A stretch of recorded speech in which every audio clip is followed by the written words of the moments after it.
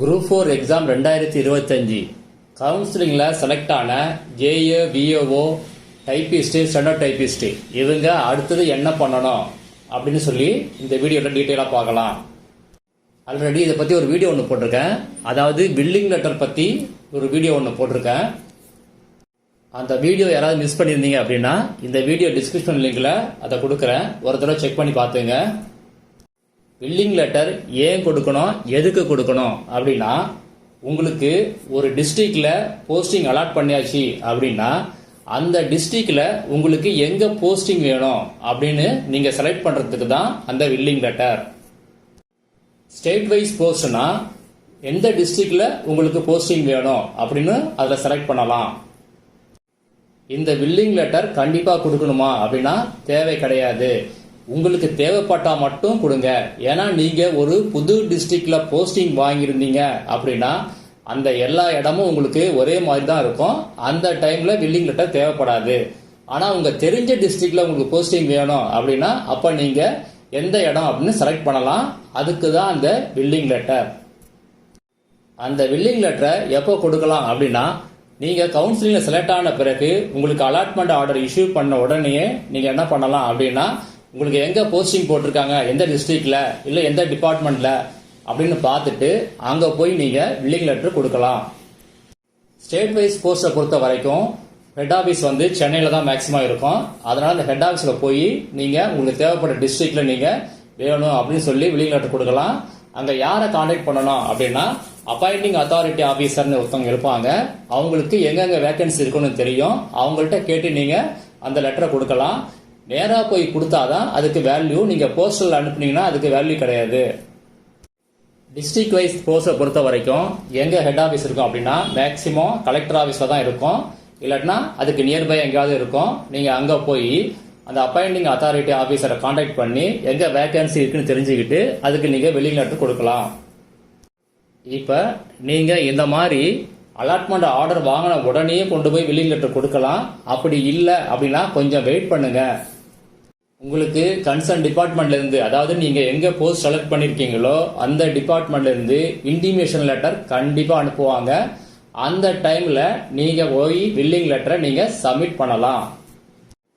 அந்த இன்டிமேஷன் லெட்டர்ல என்ன இருக்கும், எப்படி இருக்குன்னு சொல்லி ஏற்கனவே சொல்லியிருக்கேன். இப்ப அதை டீட்டெயிலா பார்க்கலாம். இன்டிமேஷன் லெட்டர்ல டேட்டு, ஒரு டைம் கொடுத்துருப்பாங்க, இந்த இடத்துக்கு வர சொல்லியிருப்பாங்க, என்னென்ன சர்டிபிகேட் கொண்டு வரணும்னு சொல்லியிருப்பாங்க. அங்க உங்களுக்கு சர்டிபிகேட்லாம் வெரிஃபிகேஷன் பண்ணுவாங்க. பிளஸ் அங்க ஒரு கவுன்சிலிங் மாதிரி வைப்பாங்க. அப்போ உங்களுக்கு நீங்க பில்லிங் லெட்டர் கொடுக்கறதா இருந்தா அவங்கள்ட்ட சப்மிட் பண்ணலாம். அங்கேயே எந்தெந்த பிளேஸ் இருக்கு வேகன்சி அப்படின்னு கேட்டு அப்பயும் நீங்க பில்லிங் லெட்டரை சப்மிட் பண்ணலாம். அந்த பில்லிங் லெட்டர்ல என்னென்ன சர்டிபிகேட் கொண்டு போகணும் அப்படிங்கிறத பார்க்கலாம். ஆனா இதுல என்ன ஒரு வித்தியாசம் இருக்கு அப்படின்னா, ஒவ்வொரு டிபார்ட்மெண்ட்லயும் ஒவ்வொரு மாதிரி உங்களுக்கு சர்டிபிகேட்டை கொண்டு வர சொல்லியிருப்பாங்க. எல்லா டிபார்ட்மெண்ட்லயும் ஒரே மாதிரி கொண்டு வர சொல்லியிருக்க மாட்டாங்க. இப்ப இந்த இன்டிமேஷன் லெட்டர்ல என்னென்ன சொல்லியிருக்காங்க அப்படின்னு பார்க்கலாம். ஒன்னு, டிஎன்பிசி மூலம் தேர்வு செய்யப்பட்ட ஒதுக்கீடு நகல், அதாவது உங்கள்கிட்ட இருக்கிற அலாட்மெண்ட் ஆர்டர் அதோடைய ஜெராக்ஸ் காப்பி. இதுல உள்ள சர்டிபிகேட்ல எல்லாத்தோடைய ஒரிஜினலும் நீங்க கண்டிப்பா கொண்டு போனோம். அவங்கள்ட்ட நீங்க சப்மிட் பண்ண வேண்டியது இந்த ஜெராக்ஸ் காப்பி. அடுத்தது சாதி சான்றிதழ் அட்டை, அதாவது கம்யூனிட்டி சர்டிபிகேட் கார்டு. சில பேர் ஆன்லைன்ல அப்ளை பண்ணி வாங்கியிருப்பீங்க, ரெண்டுமே ஓகே தான். அடுத்தது கல்வி சான்றுகள், அதாவது 10th 12th மார்க் ஷீட் கண்டிப்பா நீங்க சப்மிட் பண்ணணும். டிகிரி டிப்ளமா முடிச்சிருந்தீங்க அப்படின்னா அந்த சர்டிபிகேட்டும் கண்டிப்பா நீங்க சப்மிட் பண்ணணும். அடுத்தது தொழில்நுட்ப கல்வி சான்றுகள், அதாவது short and certificate, type writing and COA. இந்த சர்டிபிகேட் நீங்க வச்சிருந்தீங்க அப்படின்னா அதையும் கண்டிப்பா நீங்க சப்மிட் பண்ணணும். அடுத்தது மாற்று சான்றிதழ், அதாவது டிசி, அதாவது நீங்க காலேஜ் படிக்கும் போது உள்ள டிசியை தான் அவங்க கேட்கறாங்க. இந்த டிசியை எதுக்கு கேட்கறாங்க அப்படின்னா, அதுல உங்க கான்டாக்ட் சர்டிபிகேட்னு இருக்கும், அதாவது கான்டாக்ட் போட்டு குட்னு கொடுத்துருப்பாங்க, அதுதான் அவங்களுக்கு வேணும். அதுக்காக தான் இந்த டிசியை கேட்குறாங்க. அடுத்தது குடும்ப அட்டை, ரேஷன் கார்டு, அதாவது பழைய ரேஷன் கார்டு இப்போ இருக்காது. இப்போ வந்து உங்களுக்கு கார்டு டைப்ல இருக்கும். அதோடைய ஜெராக்ஸ் காப்பி எடுத்துட்டு போங்க, ஒரிஜினலும் எடுத்துட்டு போங்க. அடுத்தது ஆதார் அட்டை, ஆதார் கார்டு கொண்டு போங்க, ஒரிஜினல் ப்ளஸ் ஜெராக்ஸ் காப்பியும் கொண்டு போங்க. அடுத்தது வேலை வாய்ப்பக அடையாள அட்டை, அதாவது எம்ப்ளாய்மெண்ட் கார்டு. சில பேர் எம்ப்ளாய்மெண்ட் கார்டாக வச்சுருப்பீங்க, சில பேர் ஆன்லைனில் அப்ளை பண்ணி வாங்கியிருப்பீங்க. ரெண்டும் ஓகே தான். யாராவது எம்ப்ளாய்மெண்ட் கார்டு வச்சுருந்தீங்க அப்படின்னா இப்போ லைவில் இருந்தால் கண்டிப்பாக நீங்கள் சப்மிட் பண்ணணும். லைவில் இல்லாமல் இருந்தால் கூட நீங்கள் எடுத்துகிட்டு போங்க. இது எதுக்கு அப்படின்னா உங்கள் போஸ்டிங் கன்ஃபார்ம் ஆன உடனேயே உங்கள் எம்ப்ளாய்மெண்ட் நம்பரை கேன்சல் பண்ணிடுவாங்க. யார்கிட்டாவது எம்ப்ளாய்மெண்ட் கார்டு இல்லை அப்படின்னா நீங்கள் அங்கே இன்ஃபார்ம் பண்ணலாம், அதனால் ஒன்றும் ப்ராப்ளம் வராது. ஆனால் இருந்தால் நீங்கள் கண்டிப்பாக சப்மிட் பண்ணுங்கள். அடுத்தது ஃபோட்டோ, பாஸ்போர்ட் சைஸு 3 நம்பர். அடுத்தது மெடிக்கல் ஃபிட்னஸ் சர்டிஃபிகேட், இதை கண்டிப்பாக நீங்கள் கொண்டு போகணும். இந்த மெடிக்கல் ஃபிட்னஸ் சர்டிஃபிகேட் எப்போ வாங்குறது அப்படின்னா, இப்போ நீங்கள் டாக்டர்கிட்ட கேட்டிங்கன்னா சில டாக்டர்ஸ் தருவாங்க, சில பேர் தரமாட்டாங்க. அதாவது அலாட்மெண்ட் ஆர்டர் வச்சு தருவாங்க, சில பேர் தரமாட்டாங்க. இன்டிமேஷன் லெட்டர் வந்த பிறகு கண்டிப்பாக தருவாங்க, அப்போ நீங்கள் வாங்கிக்கலாம். அந்த ஃபிட்னஸ் சர்டிஃபிகேட் எப்படி இருக்கும், அதை எப்படி ஃபில்அப் பண்ணணும் அப்படின்னு இந்த வீடியோவில் லாஸ்ட்டில் பார்க்கலாம். வீடியோ லிங்க்கில் இந்த ஃபிட்னஸ் சர்டிஃபிகேட் கொடுக்குறேன், அதை நீங்கள் டவுன்லோட் பண்ணிக்கிங்க. அதே மாதிரி இன்னொரு சர்டிஃபிகேட், அதாவது பிடபிள்யூடி கேண்டிடேட் இன்னொரு சர்டிஃபிகேட் கண்டிப்பாக வாங்கி தரணும். அது என்ன சர்டிஃபிகேட் அப்படின்னா ஜென்யூன் சர்டிஃபிகேட். இந்த ஜென்யூன் சர்டிஃபிகேட் இன்டிமேஷன் லெட்டர் வந்த பிறகு நீங்கள் உங்கள் போர்டில் கேட்டீங்க அப்படின்னா சில இடத்துல கொடுப்பாங்க, சில இடத்துல கண்டிப்பாக கொடுக்க மாட்டாங்க. அப்போ என்ன பண்ணுறது அப்படின்னா, நீங்கள் டியூட்டியில் ஜாயின் பண்ண பிறகு அங்கிருந்து ஒரு லெட்டர் வாங்கிட்டு போய் இந்த ஜென்யூன் சர்டிஃபிகேட்டை அந்த ஊரில் உள்ள மெடிக்கல் போர்ட்டை நீங்கள் சப்மிட் பண்ணீங்க அப்படின்னா அவங்க கொடுப்பாங்க. சில ஆஃபீஸில் என்ன பண்ணுவாங்க அப்படின்னா அந்த லெட்டரை அவங்களே அனுப்பிடுவாங்க. அவங்க சொல்கிற அன்னைக்கு நீங்கள் போய் அந்த ஜென்யூன் சர்டிஃபிகேட்டை வாங்கிட்டு வரணும். இந்த இன்டிமேஷன் லெட்டரில் என்ன கொடுத்துருக்காங்க அப்படின்னா, all original testimonials and certificate of physical fitness obtained from a medical officer not lower than the rank of civil surgeon for verification without fail. அதாவது எல்லா ஒரிஜினல் சர்டிஃபிகேட்டையும் நீங்கள் கொண்டு வரணும். அது மட்டும் இல்லாமல் ஃபிசிக்கல் ஃபிட்னஸ் சர்டிஃபிகேட் யார் உங்களுக்கு சைன் பண்ணி தரணும் அப்படின்னா, மெடிக்கல் ஆஃபீஸர் என்ன ரேங்கில் இருக்கணும் அப்படின்னா சிவில் சர்ஜன்.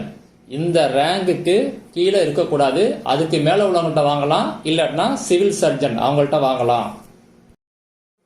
இந்த இன்டிமேஷன் லெட்டர் என்ன கொடுத்துருக்காங்க அப்படின்னா, all original certificates including community certificate 2 sets of xerox copies of all certificates should be produced without fail. அதாவது எல்லா ஒரிஜினல் சர்டிஃபிகேட் அதில் கம்யூனிட்டி சர்டிஃபிகேட் கண்டிப்பாக இருக்குன்னு சொல்கிறாங்க. 2 செட்டு ஜெராக்ஸ் கேட்டிருக்காங்க. இவ்வளோதான் அவங்க கேட்டிருக்காங்க. உங்கள் சர்டிஃபிகேட்டை செக் பண்ண பிறகு உங்களுக்கு திரும்ப வீட்டுக்கு அனுப்பிடுவாங்க. மினிமம் 2 days கழிச்சு உங்களுக்கு ஃபோன் மூலமாக சொல்லுவாங்க, இல்லை லெட்டர் மூலமாக உங்களுக்கு அனுப்புவாங்க. எங்கே எப்போ போய் நீங்கள் ஜாயின் பண்ணணும் அப்படின்னு சொல்லி உங்களுக்கான அப்பாயின்மெண்ட் ஆர்டரை அவங்க அனுப்புவாங்க.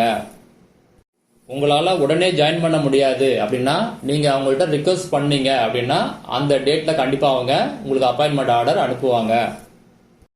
இந்த அப்பாயின்மெண்ட் ஆர்டர் எப்படி இருக்கும் அப்படிங்கிறத வீடியோ லாஸ்ட்டில் பார்க்கலாம். இப்போ மெடிக்கல் ஃபிட்னஸ் சர்டிஃபிகேட் எப்படி ஃபில்அப் பண்ணுறதுன்னு பார்க்கலாம்.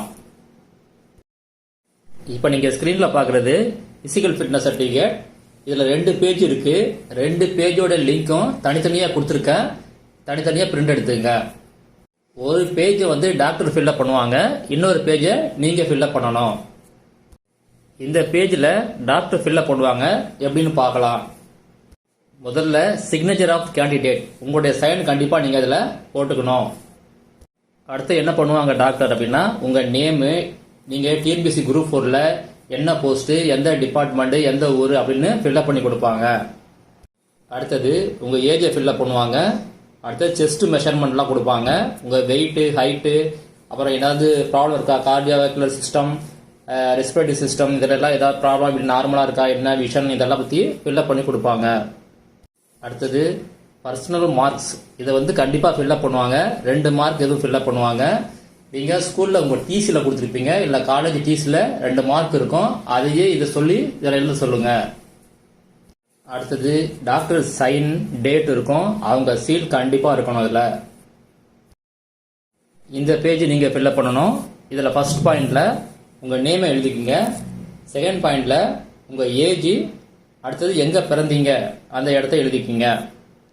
அடுத்தது 3வது பாயிண்டில் ஏ, இதில் வந்து என்ன கேட்குறாங்க அப்படின்னா, உங்களுக்கு ஸ்மால் பாக்ஸ் எதுவும் இருந்துச்சு, இல்லை அதர் ஃபீவர் ஏதாவது இருந்துச்சு, ஹார்ட் டிசீஸ், லங் டிசீஸ் ஏதாவது இருந்துச்சு அப்படின்னா அதை பற்றி இதில் கேட்குறாங்க. எஸ்னா எஸ்ன்னு கொடுங்க, இல்லைன்னா நோன்னு கொடுங்க. மேக்ஸிமம் உங்களுக்கு டவுட்டாக இருந்துச்சு அப்படின்னா நோன்னு கொடுத்துருங்க, ஒன்றும் ப்ராப்ளம் கிடையாது. அடுத்தது வேறு ஏதாவது டிசீஸு இல்லாட்டினா ஆக்சிடென்ட் ஆகி நீங்கள் பெட்டில் அட்மிட் ஆகி மெடிக்கல் ட்ரீட்மெண்ட் எடுத்திருக்கீங்க அப்படின்னா அதை மென்ஷன் பண்ண சொல்கிறாங்க.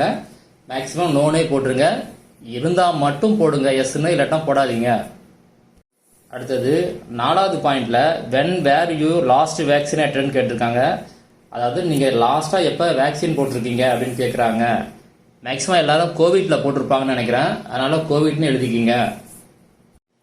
அடுத்த பாயிண்ட் என்ன சொல்லியிருக்காங்க அப்படின்னா, உங்கள் ரிலேஷன் யாருக்காவது இந்த மாதிரி இருக்கா, இந்த ப்ராப்ளமாக இருக்கா அப்படின்னு சொல்லி கேட்டிருக்காங்க. அதில் நோன்னு கொடுத்துருங்க. அடுத்தது 6வது பாயிண்டில் இந்த நர்வ் சிஸ்டத்தில் ஏதாவது ப்ராப்ளம் இருக்குதா அவங்களுக்கு அப்படின்னு கேட்டிருக்காங்க. மேக்ஸிமம் நோனே கொடுத்துருங்க. அடுத்தது 7வது பாயிண்ட் என்ன கொடுத்துருக்காங்க அப்படின்னா, ஃபாதருடைய ஏஜ், இப்போ லிவிங் ஸ்டேட்டஸ், அவங்க ஹெல்த் எப்படி இருக்குது அப்படின்னு கேட்டிருக்காங்க. இப்போ உயிரோட இருந்திருந்தாங்கன்னா எஸ்ன்னு கொடுங்க, ஹெல்த்தை பற்றி கேட்குறாங்க அதனால குட்டுன்னு கொடுங்க, ஹெல்த்தின்னு கொடுங்க. இல்லைன்னா சப்போஸ் ஃபாதர் இறந்துட்டாங்க அப்படின்னா 2வது பாயிண்டில் எந்த பர்சன் இறந்தாங்க, எதனால் இறந்தாங்க அப்படின்னு கொடுங்க. அதை அடுத்து 3வது காலத்தில் பார்த்தீங்கன்னா அதே மாதிரிக்க உங்கள் பிரதர் யாராவது இருக்காங்களா அவங்களுடைய கண்டிஷன் கேட்குறாங்க. அதே 4வது பாயிண்டில் சப்போஸ் அவங்க இறந்து போயிருந்தாங்க அப்படின்னா அதுக்கான அவங்க ஏஜ், அதுக்கான ரீசன் இதை கொடுங்க. அடுத்தது இதில் மதர் ஏஜ், அவங்களுடைய லிவிங் ஸ்டேட்டஸ் கொடுங்க. அதே மாதிரி அவங்க இறந்து போயிருந்தாங்க அப்படின்னா அதே மாதிரி கொடுங்க, என்ன ஸ்டேட்டஸ்னு கொடுங்க, எந்த ஏஜில் எதனால் இறந்தாங்கன்னு கொடுங்க. அதுக்கு அடுத்தது 3வது பாயிண்டில் உங்கள் சிஸ்டர் டீட்டெயில்ஸ் கொடுங்க, அவங்க ஏஜ் ஹெல்த்தியாக இருக்காங்கன்னு. சப்போஸ் இறந்து போயிருந்தாங்க அப்படின்னா அதுக்கான ரீசனையும் சொல்லிடுங்க. கீழே கேண்டிடேட்ஸ் சிக்னேச்சர் கேட்டிருக்காங்க, உங்கள் சைன் போட்டுங்க. அப்பாயின்மெண்ட் ஆர்டரை பொறுத்த வரைக்கும் ஒரு இடத்துல ஒரு 5-6 பேர் நீங்கள் செலக்ட் ஆகிருந்தீங்க அப்படின்னா என்ன பண்ணுவாங்க அப்படின்னா, அந்த ஆர்டரில் உங்கள் 5 பேரையும் போட்டு பர்டிகுலராக யாருக்கு அனுப்புகிறாங்களோ அவங்கள மட்டும் டிக் பண்ணி அவங்க வீட்டு அட்ரஸ், அவங்க நேம் போட்டு எந்த டிபார்ட்மெண்ட்டில் நீங்கள் ஜாயின் பண்ணணும் அப்படின்னு சொல்லி காமனாக கொடுத்துருவாங்க.